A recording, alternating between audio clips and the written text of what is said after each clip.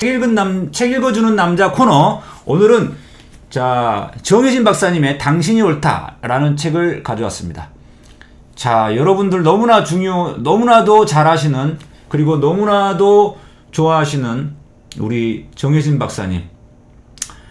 세월호 참사 트라우마에 시달리고 있는 많은 분들, 그 현장에서 이분이 뛰어들어가지고 정말 헌신적으로 많은 분들을 치유해 주시고 많이 이야기 들어주고 이렇게 하셨죠. 이분이 책을 써내셨는데 그 세월호 참사를 비롯한 여러가지 각종 트라우마 현장에서 본인이 직접 경험했던 내용들을 글로 옮기셨어요. 근데 우리 일반 국민들도 굉장히 알아야 될 만한 굉장히 중요한 내용들이 있어서 여러분들께 소개를 해드립니다. 단순히 심리학자나 정신과 의사들만 알아야 되는 내용이 아니라 우리 일반 국민들도 누구나 다 알고 있어야 될 만한 그런 내용들이에요. 한마디로 말하면 여기서는 이제 적정심리학이라는 표현이 있었는데 이런 겁니다. 우리가 응급 상황이 벌어지면 심폐소생술부터 시행을 하듯이 그런 트라우마에 시달리는 사람들은 정신적인 심폐소생술을 수행해야 되는데 그게 뭐냐, 바로 당신은 옳다라고 하는 공감으로 들어주기, 공감으로 물어봐주기, 이겁니다. 공감이라는 단어를 여러분들 많이 들어보셨을 텐데 우리 정혜진 박사님이 공감에 대해서 정말 정확한 이야기를 하고 계세요. 프롤로그에 보면은 모든 이야기들이 다 나오는데 자, 자격증이 무용지물인 트라우마 현장이라는 제목하에 트라우마 현장에서는 심리치유 관련 전문가 자격증이 무용지물이라는 것을 숱하게 자기는 목격했고 체험했다라는 겁니다. 사회적 재난 현장이 벌어지면 심리치유 전문가들, 정신과 의사들이 이제 많이 모이죠. 그리고 일반 자원봉사자들도 많이 모이죠. 그런데 정작 조금 시간이 지나다 보면은 치유 전문 자격증 있는 사람들은 사라진답니다. 왜냐? 트라우마 현장에 있는 사람들이 그 전문가들을 믿지를 못하는 그런 현상이 벌어지는 거죠. 오히려 자원봉사 활동가들은 시간이 갈수록 늘어나죠. 왜냐하면 자원봉사자들은 내가 할 수 있는 게 아무것도 없다 라고 하면서 울면서 무슨 일이든 하려고 했고, 피해자들을 위해 음식을 만들고 설거지하고 청소를 하면서 한없이 무기력하게 느껴지는 자신의 슬픔과 분노, 무력감을 호소하면서도 유가족들과 함께 손을 잡고 함께 울었다라는 거죠. 바로 그게 전문가가 아니지만 이분들은 오히려 그게 유가족들에게 도움이 됐다라는 거예요. 이러한 자원봉사자들의 마음과 태도야말로 피해자들에게 실질적인 도움을 주었다라는 겁니다. 트라우마를 받은 이후 세상과 사람을 통째로 불신하게 된 피해자들에게 당신은 혼자가 아니다 라는 느낌을 갖게 해줬다라는 거예요. 그게 바로 결정적인 위로가 됐고 공감이 됐다. 그렇게 아무런 자격증이 없는 자원봉사자들이야말로 진짜 제대로 된 치유가였다는 것이고, 그러면 이제 이 심리치유 전문가인 정혜진 박사님은 그런 고민에 빠진 거죠. 왜 전문가들이 오히려 그런 트라우마 현장에서 인정을 못 받냐, 실패하느냐. 그 이유는 심리치유 전문가 정신과 의사들이 소위 말해서 환자로 상대하다 보니까, 사람들을 환자로 상대하고 병원 현장에서 그런 환자로 치유의 대상으로 이렇게 하면서 치료를 하다 보니까 사람 마음의 치유를 위해서 복무해야 할 정신과 의학이나 심리학이 본연의 역할과 다르게 사람이라는 존재 자체와 오히려 그 괴리되었기 때문이다라는 거예요. 정신과 의사들은 트라우마 현장에서도 그 피해자들의 슬픔과 고통을 충분히 듣고 충분히 느끼고 충분히 같이 아파하고 이런 거를 하기 전에 먼저 약물 처방전부터 꺼내 들더라는 거예요. 그것은 피해자들의 고통과 고통을 증상, 환자의 증상으로 이해하기 때문이다라는 거죠. 약물 치료는 물론 증상을 줄이는 데 도움이 되긴 하지만 피해자들은 그 약물 치료보다는 우선 자기를 환자가 아닌 고통받는 사람으로 바라봐 달라. 자기의 들어주기 어려운 끔찍한 고통에 집중하고 깊이 이해해주고 알아줄 거라고 그렇게 해주기를 바라는 것이거든요, 원래. 예. 우리 일반인들도 마찬가지고, 우리가 어떤 일상적으로 어떤 굉장히 억울한 상황을 겪었다거나, 힘든 일을 겪었을 때, 또 상처를 입었을 때, 마음의 상처를 입었을 때, 그때, 마찬가지로 우리도 1차적으로 그런 심리를 겪죠. 좀 내 심리 상황을 좀 알아줬으면, 내 이야기를 좀 들어줬으면. 그런 상황에서, 내가 좀 우울하다고 해서 뭐, 정신과 약을 처방하면 이게 지금 핵심이 아닌 거잖아요. 예. 그래서, 지금부터 이 책에 써놨던 이야기는 심리학자로서 또는 정신과 의사로서의, 즉 전문가로서 자기가 그동안 그런 잘못된 길을 걸어왔었다가 여러 가지 과정을 겪으면서 이제야 비로소 진정한 치유가 무엇인지 알게 됐다라는 고백의 표현이다. 그런 고백을 담은 책이다라는 거죠. 사실 이 책을 읽으면서 저도 변호사로서 하나의 고백을 하고 싶은 마음이 생겼는데, 뭐냐면 변호사도 마찬가지예요. 법률적인 어려움을 겪은 사람이 찾아왔을 때 사실 어떻게 하면 법적으로 해결할 것인가, 여기에 초점을 맞춰서 법률 처방전부터 내리거든요. 그런데 사실은 법적으로 어려움을 당했을 때 그분들 역시도 그렇게 내가 법적으로 어려움을 겪고 있는, 힘들어하는 그 상황에 대해서 먼저 이야기를 들어주고, 좀 그런 고통을 좀 들어주길 바라는 마음이 좀 커요. 근데 그것을 좀 생략하는 경향이 좀 있죠, 변호사들도. 저 역시도 그게 좀 쉽지는 않더라고요. 알면서도 잘 안 되는데, 교사들도 마찬가지죠. 교사들도 학생들을 가르칠 대상으로 바라보다 보면 마찬가지로 피교육자로서 바라본 나머지 인격체로서의 사람, 인격체로서의 학생으로 바라보지 못하는 경향이 있을 수가 있어요. 비슷한 현상이 벌어지는데, 그러다 보면은 이제 의사는 의학 기술자가 되는 것이고, 법률가들은 법률 기술자에 불과한 사람이 되는 상황이 벌어질 수가 있죠.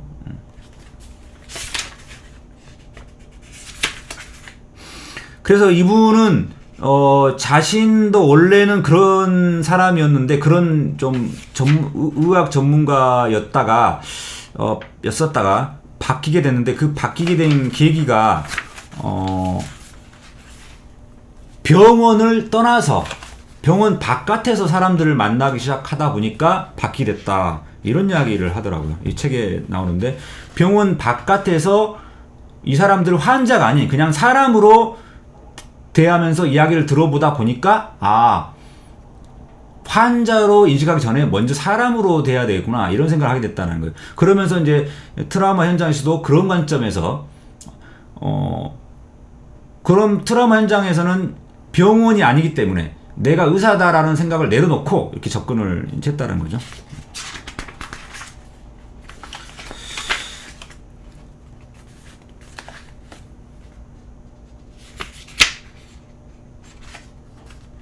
그 다음에 이제 세 번째 팩트에서 당신이 옳다라는 확인이 부족할 때 사람들은 누구나 예를 들어서 이런 거를, 어떤 아이가 좀 답답한 일이 있어가지고 집에서 나갔어요. 그러면 이제 부모들이 생각할 때는 그런 거잖아요. 그걸 위해서 웬 청승맞게 그러냐, 집에 들어가, 빨리 안 들어와, 당연히 이럴 거 아니에요. 그런데 이럴 때 그렇게 그 아이한테 빨리 집에 안 들어와, 이런 식으로 이야기한다는 것은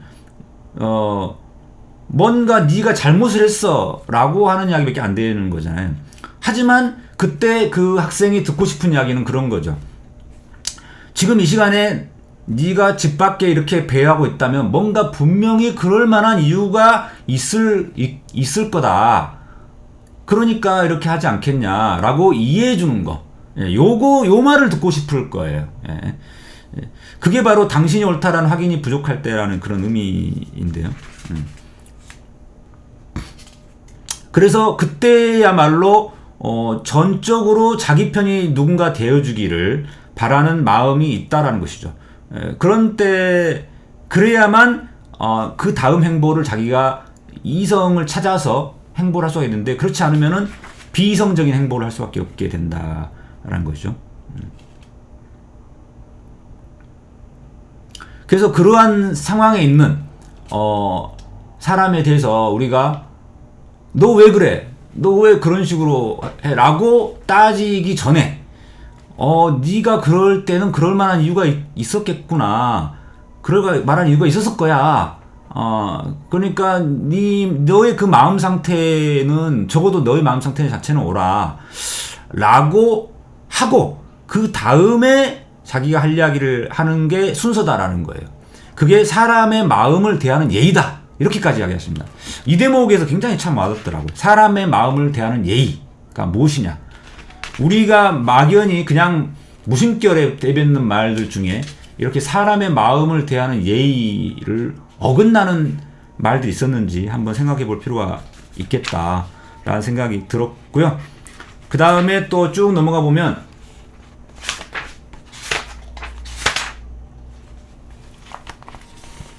자, 사라져가는 나를 소성시키는 심리적 CPR. CPR이라는 거는 이제 심폐소생술을 말하는 건데 그러면 심리적 심폐소생술의 가장 핵심이 뭐냐라고, 바로 충조평판 날리지 말고 공감하라라고 했죠. 충조평판. 충조평판이란 뭐냐면 충고, 조언, 평가, 판단, 이거 하지 말고 먼저 공감하라는 거죠. 아까 말한 것처럼 사람 마음을 대하는 예의, 이게 뭐냐, 바로 충고하거나 조언하거나 평가하거나 판단하지 말고, 판단하는 말을 먼저 하지 말고 공감의 언어를 먼저 사용하라라는 것이죠. 공감이란 건 뭐냐 그러면 진심으로 눈을 맞추고 그 이야기를, 존재를 집중해서 그 사람에게 집중해서 이야기를 들어주고 물어봐주고 기다려주는 거를 말하는 것이고요. 그리고 그것은 누구나 할 수 있다는 겁니다. 누구나 그 한 사람이 될 수 있다. 심리치유 전문가만 할 수 있는 게 아니라 오히려 누구나 다 그런 한 사람이 될 수 있다라고 합니다. 그것이 사람을 살리는 것이다라는 거고요. 그 다음에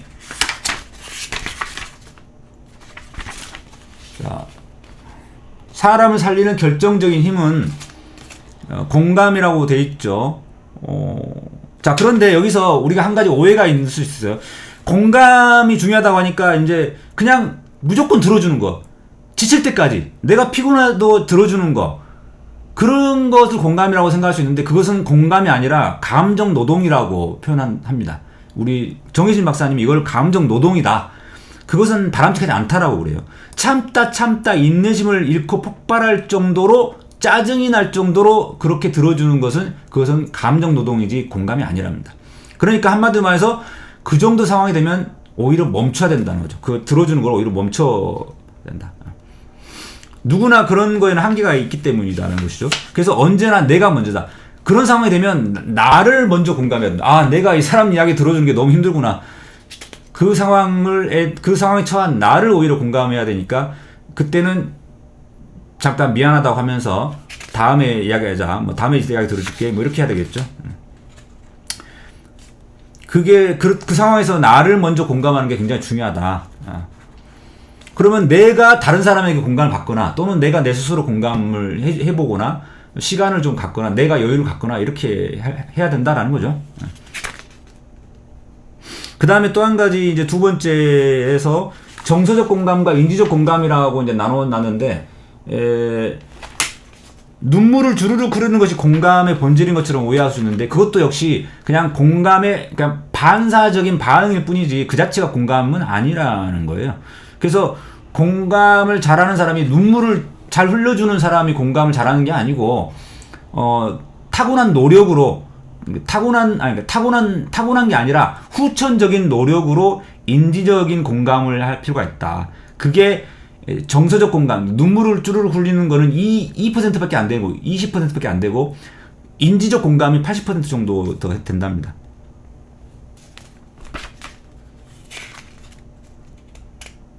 그 다음에 또 한 가지는 상황을 잘 알지 못하면서 의뢰에 던지는 말 있죠. 너 참 힘들었겠구나. 이렇게 말로만 힘들었겠구나. 이렇게 하는 것도 공감이 아니랍니다. 진심으로 마음이 전달돼야 된다는 거죠. 마음이 전달되는 거. 예. 마음이 전달되지 않은 상태에서 말로만 힘들겠구나 하면은 그것은 바로 상대방이 느낀다는 거죠. 그러면 어떻게 해야 되냐? 잘 모르면 천천히 물어봐야 된다는. 예. 다그치듯이 물어보는 건 아니고 천천히 하나씩 물어봐 주는 거예요. 내가 모르니까, 네가 왜 힘든지 난 모르니까 많이 힘들겠구나. 그러니까 물어봐 주면서 그래서 네가 힘들었겠구나. 이렇게 이야기하면 이제 듣는 사람이 이 사람이 진짜 나를 이해해 주면서 이제 물어봐 주는 거구나. 이렇게 생각할 수 있겠죠. 그래서 공감을 할 때는 이제 관역이 중요한데, 공감의 관역이라고 돼 있죠. 이분이 이제 관역이라는 표현을 썼는데, 그러니까 관역이 정확하게 맞춰서 공감을 해야지, 주변을 떠돌면서 공감을 한답시고 이렇게 하면은 이건 얼치기 공감밖에 안 된다라는 거예요. 예. 그래서 제대로 된 공감이 뭐냐? 관역이 맞춰야 된다는 것인데, 대화에 어떤 사람이 예를 들어서 역사를 너무 중요시하는 사람이 있어요. 그래서 막 역사가 중요하다 막 이러냐 하면은 그 역사를 중요시하는 당신은 왜 그것을 중요시합니까? 라는 쪽으로 해서 당신이라고 하는 존재, 본인은 왜 그렇게 좋아하게 됐는지 존재 자체로 이제 좀 이렇게 좁혀가야 된다는 거죠. 그러니까 방향을 이쪽으로 맞춰가야 된다. 그래서 역사나 어떤 사실관계나 다툼, 논쟁 자체에 대해서 관심이 있는 게 아니라 그런 거에 관심이 많은 당신이 궁금하다. 당신에게 관심을 돌리게 할 필요 있다.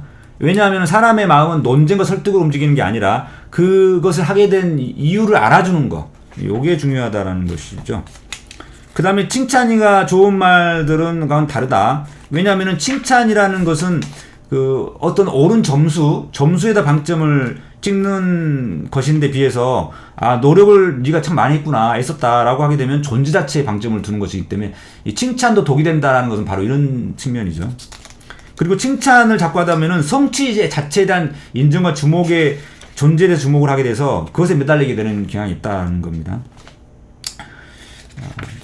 좀 시간이 좀 많이 흘렀는데 좀 자세한 것들은 쭉 보시고요. 공감의 관역에 대해서 몇 가지가 더 있는데 요거는 좀 시간이 많이 걸릴 것 같아 넘어가고, 마지막으로 충족되지 않은 사랑과 인정의 욕구. 자, 요거 되게 중요한 부분이라서 마지막으로 제가 한마디 하겠습니다. 우리가 어렸을 때 사랑받고 싶은 욕구가 있죠. 어린아이들은 당연히. 그런데 이제 좀 더 크면은 이제 인정받고 싶은 욕구도 중요해져요. 그래서 이분이 이야기하는 거는 인정받고 싶은 욕구는 결국은 사랑받고 싶은 욕구는 똑같다. 그리고 나이가 들어서 어르신이 되면서는 나이가 들수록 오히려 더 이 사랑받고 싶은 욕구는 더 강해진답니다. 그래서 나이가 들면은 애가 된다, 애가 된다, 이런 이야기 하는 게 바로 그런 이유 때문인데, 그래서,